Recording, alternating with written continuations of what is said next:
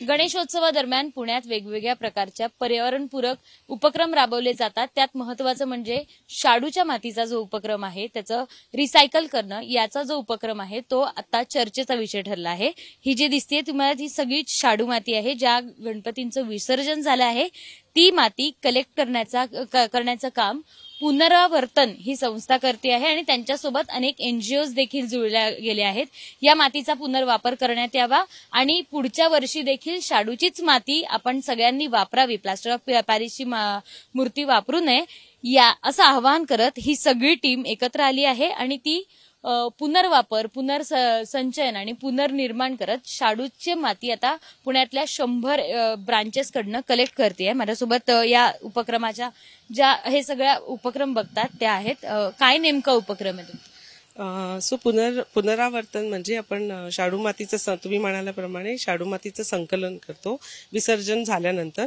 हे दोन प्रकारे केले जाते. एक तर घरगुती जे विसर्जन होतंय त्याचं जसं आज तुम्ही बघितलं ते कलेक्शन होतंय आणि तसंच आपण पीएमसीची पण मान्यता आणि ते आमच्याबरोबर पार्टनर असल्यामुळे त्यांच्या 50 हौदातनं पण आपण मातीचा गाळ कलेक्ट करतोय. आणि ह्याचं कारण हे की शाडू माती आपण जरी म्हणत असलो तरी ते ऍक्च्युली क्ले आहे, मिनरल आहे आणि तो ऍक्च्युली रियूज होऊ शकतो, त्याचा पुनर्वापर होऊ शकतो. पण मिसिंग लिंक जी होती ती आपण जोडायला बघतोय. जी आपण मूर्तिकारांना ही माती आता आम्ही महाराष्ट्रातनं ऑलमोस्ट 101 मूर्तिकारांबरोबर पण जोडलोय आणि आपण ही माती त्यांना परत मोफत देतोय पुनर्वापरसाठी आणि ती मागचे 4 वर्ष पुण्यामध्ये खूप सक्सेसफुलरित्या चालू आहे. पुण्यातल्या हौदांमधनं जे पुण्यात वेगवेगळ्या ठिकाणी हौद ठेवले आहेत गणेश विसर्जनासाठी, तिथनं पण ही माती कलेक्ट करण्यात येणार आहे. तिथनं ही माती कशी कलेक्ट करण्यात येईल आणि 3 मूर्तिकारांपर्यंत कशी पोहोचणार आहे? तर आपण पूर्ण पुण्यामध्ये 60 सेंटर रजिस्टर केलेले आहेत. सो लोकसहभागातनं आपण हे 60 सेंटर रजिस्टर करून घेतलेत आणि 15 आणि 22 सप्टेंबरला हे रन होणार आहेत. तर त्या दिवशी लोक त्या वॉर्डमध्ये, कारण पुनरावर्तनच्या वेबसाईटला जाऊन तुम्ही कुठे सेंटर आहेत हे बघू शकता असं लोकांना सांगितलं गेलेलं आहे. सो तिथे ते सेंटर दिसत आहेत, त्याचं लोकेशन आहे, तिथे जाऊन लोक चेक करून नंतर जवळचा जो काही वॉर्ड असेल तिथलं जे सेंटर जवळ असेल तिथे नेऊन ते माती घरगुती जे विसर्जन केलेलं आहे ते नेऊन देत आहेत. आणि ही माती पुढे मग तशीच, कारण ती स्वच्छ घरात विसर्जन केल्यामुळे ते व्यवस्थित असते, मिक्स काही नसतं त्याच्यामध्ये, निर्माल्य सुद्धा काढून ठेवलं जातं. त्याचा व्हिडिओ आणि त्याची सगळी माहिती वेबसाईटला दिलेली आहे ऑलरेडी आणि ती माती आम्ही एका कापडात बांधून लोक आणून त्या सेंटरला देऊ शकतात अशी माहिती आम्ही सगळ्या सेंटरला आणि लोकांना पण दिलेली आहे. तर महापालिका पण याच्यात इन्व्हॉल्व आहे आणि काही एनजीओज आहेत. किती जणांची साधारण तुमची टीम? आमच्याकडे पूर्ण इकोविजन फाउंडेशन म्हणून आम्ही साधारण यामध्ये 25-30 जण आत्ता कार्यकर्ते आहेत. त्यातली दक्षता परब याच्याकडे संपूर्ण विषय आहे.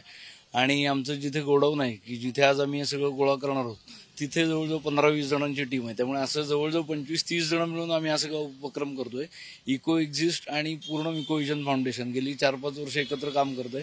पुणे आणि पिंपरी चिंचवडमधली केंद्र तयार करणं, त्यासाठी सगळ्या लोकांचा सहभाग त्याच्यामध्ये घेणं, याचं काम प्रामुख्यानं पूर्ण इकोविजन करते. आणि पर्यावरण विषयात गेली 12-15 वर्ष आम्ही असं वेगळ्या पद्धतीनं काम करतोय.